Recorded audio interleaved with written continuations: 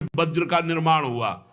जब देखा कि हाथ में ऋषि का जो अस्थि पंजर, उसी से वज्र का निर्माण हुआ है, तो कहा देवराज ये मत सोचना मैं वज्र से डर रहा हूं, रुक जाओ। भगवान हरि से बात की, जैसे छोटा सा बछड़ा अपनी माँ की, जैसे घोंसले में बिना पंख उगे हुए बच्चा चिड़िया का अपनी माँ का, जैसे परदेश गए हुए पत्नी अपने पति का चिंतन, हे नाथ ऐसे ही हमारी वृत्ति आप में लगी रहे।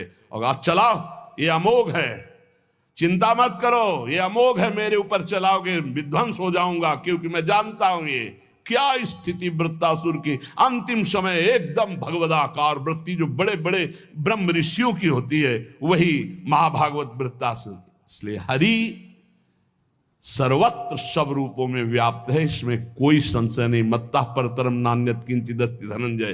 पर पुराणों में जो है, जहां जिस पुराण की चर्चा वही सर्वोपरि है।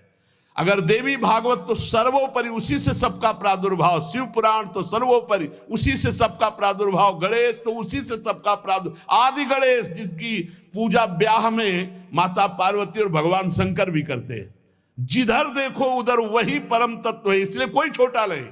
पर जब लीला में आएगा तो एक स्वामी बनेगा, एक सेवक बनेगा, विविध प्रकार की लीलाएं होंगी। लीला में प्रश्न नहीं, तत्व में अगर प्रश्न उठाओ तो एक ही तत्व है, उसमें कोई अंतर नहीं। पर जब लीला होती है, जैसे अब शिष्य की लीला, गुरु की लीला, अपराधी की लीला, जीवन मुक्त की लीला, लेकिन तत्व एक ही है, तत्व में अंतर नहीं है।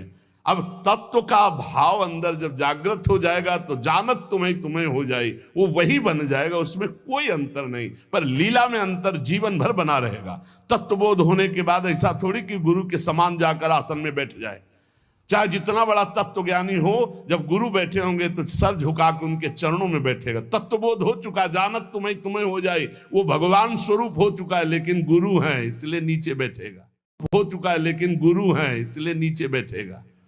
इसलिए कभी कोई भगवत चरित्रों पर संशय ना करे, कोई छोटा बड़ा नहीं है। पर जब खेल खेलने में उतरते हैं तो वही तत्व छोटा बनता है, वही बड़ा बनता है, वही स्वामी बनता है, वही सेवक बनता है। विविध प्रकार से वो जगन नाटक वैभवा, अपने जगत में नाटक का स्वरूप करके वो वैभव प्रकाशित कर रहा है। ये खेल जान जाओ, या रहस्य रघुनाथ कर बेग न जाने कोई, जो जाने रघुपति कृपा तो सपने मोह न होए।